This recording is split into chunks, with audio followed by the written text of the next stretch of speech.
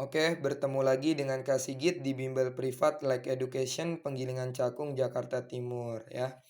Nah, ini Kak Sigit mau ngebahas soal tema 1 mata pelajaran IPA kelas 6 SD, lanjutan dari video sebelum-sebelumnya.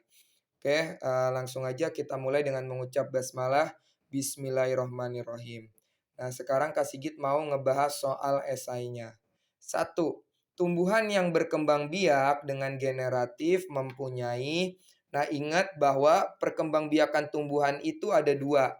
Yang satu namanya generatif, yaitu secara kawin. Satu lagi secara vegetatif. Nah, kalau berkembang biak dengan generatif, maka dia wajib tumbuhannya mempunyai bunga. Jadi jawabannya bunga dalam kurung, putik, dan benang sari tutup kurung ya. Nomor 2, tanaman cocor bebek berkembang biak menggunakan. Nah, cocor bebek itu adalah tanaman kasih kita agak susah sih ngasih taunya ya. Jadi kalian bisa searching di internet cocor bebek tuh kayak gimana sih. Tapi tanaman cocor bebek itu berkembang biak menggunakan tunas adventif pada daun. Jadi di daunnya itu muncul tunas-tunas baru untuk menjadi anakan baru bagi cocor bebek kayak gitu. Ini bukan nama hewan ya, ini nama tanaman. Nomor 3, bunga memiliki 4 bagian utama yaitu, nah 4 bagian utamanya ada apa aja? Ada tangkai bunga ya, terus ada kelopak, ada mahkota yang gede warna-warni ya kan, mahkota bunga.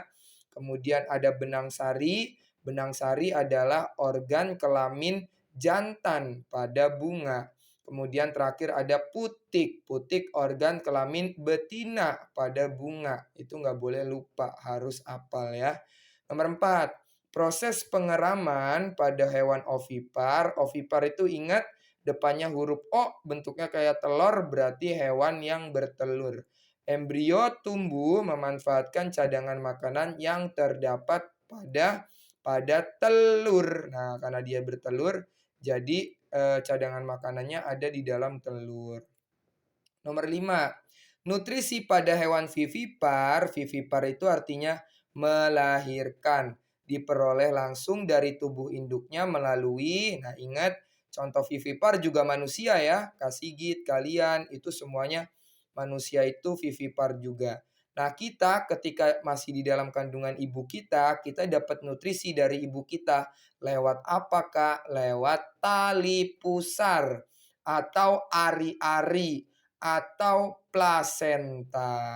Tapi bahasa yang bagusnya adalah plasenta ya. Jadi bisa ditulis plasenta. Lanjut, Gunung Leuser merupakan taman nasional di Indonesia yang terletak di daerah Aceh, Sumatera Utara. Aceh ya.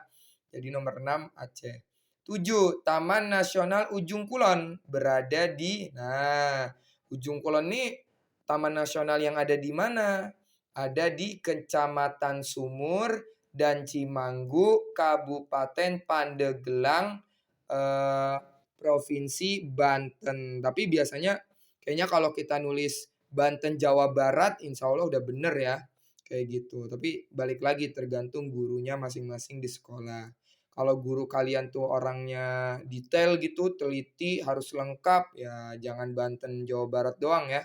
Tapi kalau guru kalian enak-enak aja gitu, nah itu Banten Jawa Barat jawabannya. Penemu bunga Rafflesia arnoldi adalah, jawabannya adalah Thomas Stanford Raffles. Nah, Thomas Stanford Raffles, penemu bunga Rafflesia arnoldi. Rafflesia arnoldi ini apa? Yaitu bunga bangkai. Terus nomor 9, embrio pada hewan ovovivipar. Ingat, ovovivipar, depannya ada O, bertelur, belakangnya ada vivipar, melahirkan. Berarti bertelur dan melahirkan. Dia berkembang di dalam, nah di dalam anak, di dalam telur. Jadi walaupun dia bisa melahirkan, tapi embrionya itu tetap berkembang di dalam telur. Tapi hewan ovovivipar, telurnya itu bisa pecah di dalam rahim induknya, di dalam rahim ibunya. Akhirnya dia keluar seakan-akan dia melahirkan. Nah, jadi 9 jawabannya telur. 10, Perkembangbiakan tumbuhan dengan menanam jaringan tumbuhan di tempat dan media khusus disebut dia nggak pakai tanah, tapi pakai tempat dan media khusus. Berarti disebut apa? Disebut kultur jaringan, bukan hidroponik ya. Kalau hidroponik itu dia medianya itu media air. Kalau media khusus, nah itu dia kultur jaringan. Oke? Sampai sini dulu kita akhiri dengan hamdalah.